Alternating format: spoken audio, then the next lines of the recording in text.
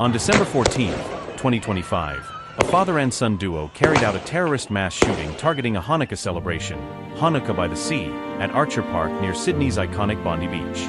The attack killed 15 people, ages 10 to 87, and injured dozens more, marking Australia's deadliest terrorist incident and its second deadliest mass shooting since the 1996 Port Arthur massacre. Charges against the surviving suspect. New South Wales police have formally charged the surviving alleged gunman, 24-year-old Naveed Akram, with 59 offenses. These include committing a terrorist act, 15 counts of murder, 40 counts of causing wounding/grievous bodily harm with intent to murder.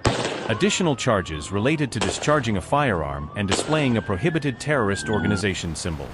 Naveed remains in hospital under police guard after sustaining injuries in a shootout with officers. He awoke from a coma earlier this week and is expected to appear in court via video link. His father, 50-year-old Sajid Akram, was killed by police at the scene. Authorities described the attack as antisemitic terrorism inspired by Islamic State, ISIS ideology. The pair had traveled to the southern Philippines, a region with known Islamist militant activity, in November 2025, and police recovered homemade ISIS flags and improvised explosives from a vehicle linked to Naveed.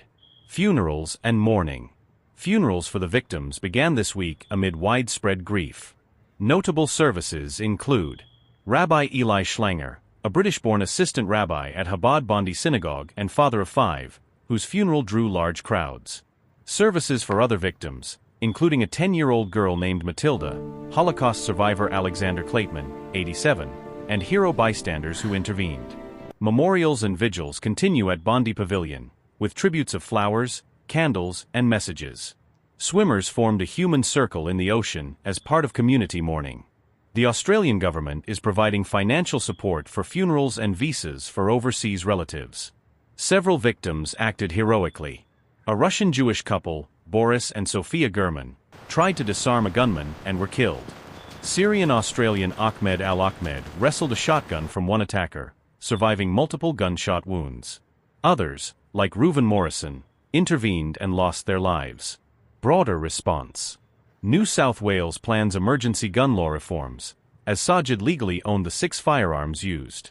Increased security around Jewish communities in Australia and internationally, e.g., UK synagogues.